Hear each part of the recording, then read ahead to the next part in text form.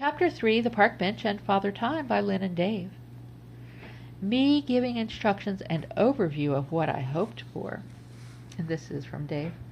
Continue the story with Chapter 3 The Park Bench and Father Time. Jamie goes to the park, and it's at a park bench, and he sees an old man sitting at another park bench on the other side of a water fountain, and he is feeding pigeons, but he can hear the old man talking to somebody who doesn't seem to be there, like he's talking to a tree. Jamie hears a voice, and he says the voice is calling the old man Father Time. The voice says, "You are Father Time, and I am the narrator." Father Time says, "What are you narrating?" The voice says, "I've been here reading your conversation." Father Time says, "I'm not having a conversation. I'm all alone." Narrator says, "Oh, yes, you are having a conversation. Aren't you talking to yourself? That's a conversation." The old man stopped talking and started thinking, and it started having a conversation in his head. What happened to this town? It's the same thing every day, the same thing, the same sky, the same people, the same everything. Nothing changes. It's always just the same.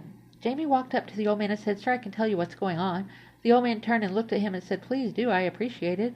I really don't understand what's happening." Jamie said, "Well, sir, we're living in a simulation. We're not real. This is just a simulation, a computer simulation. I've hacked into it in my basement with my computer, and I could tell that we're all just a simulation.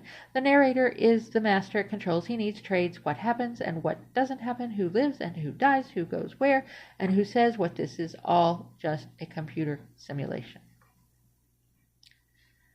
Chapter 3 The Park Bench and Father Time. The park in Crestwood was eerily serene, as always. The fountain in the center burbled softly, the water sparkling in the late afternoon sun. Jamie sat on a weathered bench, trying to piece together everything he'd seen and heard that day. Across the fountain, an old man in a tattered brown coat was scattering breadcrumbs for a flock of pigeons. Jamie wouldn't have thought twice about the scene except for one thing. The old man was talking. Not to anyone nearby, not on a phone either. He seemed to be addressing the pigeons, or maybe the tree shading his bench. His voice carried across the quiet park, low and deliberate, with pauses as if waiting for a response. Jamie strained to listen. "You're Father Time," a voice said, calm and measured. The old man looked up sharply, his hand still scattering crumbs. "I'm sorry, what did you just call me?" "You heard me," the voice said, though it seemed to come from nowhere. "Father Time, that's you." Jamie blinked. There was no one else near the old man, just the pigeons fluttering around his feet and the wind rustling the leaves. The old man frowned, looking around. "And who are you, then?" The voice chuckled. "I'm the narrator." The old man snorted. "The narrator? What are you narrating?" "Your conversation," the voice replied, amused. The old man tilted his head. "What conversation? I'm sitting here alone." "Ah, but aren't you talking to yourself?" the voice said. "That counts as a conversation." The old man fell silent, staring into the fountain as if the rippling water might hold answers. After a moment his lips moved again, but now it seemed he was speaking in his mind, holding a conversation within himself. "What is happening in this town?" he thought, or perhaps whispered, though Jamie couldn't be sure. "It's the same thing every day, the same sky, the same faces, the same everything. Nothing changes. It's like time itself has stopped." Jamie felt a chill.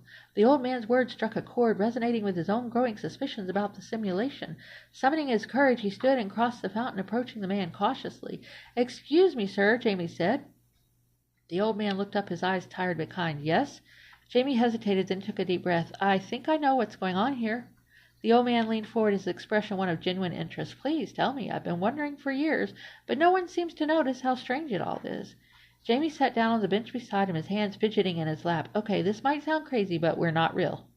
This town, these people, even you and me, it's all part of a simulation, a computer program."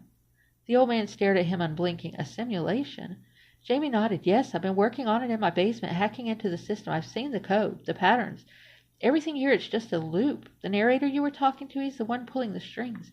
He decides what happens and what doesn't, who stays and who goes, what changes and what stays the same."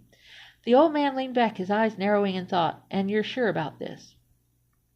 Jamie spread his hands. "It's the only explanation that makes sense. The Keller twins, Billy Bob, the fact that no one ever leaves this town. It's all part of the simulation. Something or someone is controlling us." The old man's gaze drifted to the fountain, his face unreadable. "If this is true, then why are you telling me? What can I do about it?"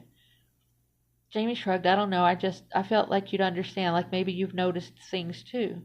The old man was silent for a long moment. Finally he sighed. "You're right. I have noticed the sameness of it all. The way people don't seem to age or change. It's like time doesn't matter here." He looked at Jamie, his expression somber. "But if we're just a simulation, what does that make us? Do we even matter?" Jamie hesitated. "I think we matter because we think we matter. Even if it's a simulation, we're still here, still experiencing it. Maybe that's enough." The old man smiled faintly. "That's a wise answer for someone your age. As the sun dipped lower, casting long shadows across the park, Jamie felt a strange sense of connection with the man. Maybe he was Father Time, or maybe he was just another cog in the system. Either way, Jamie felt less alone in his knowledge. "Thank you," the old man said suddenly, his voice quiet but sincere. "For what?" Jamie asked. "For reminding me that even in a loop there's value in the moments," the old man replied. Jamie nodded, and for the first time in a long time he felt like he wasn't just talking to himself.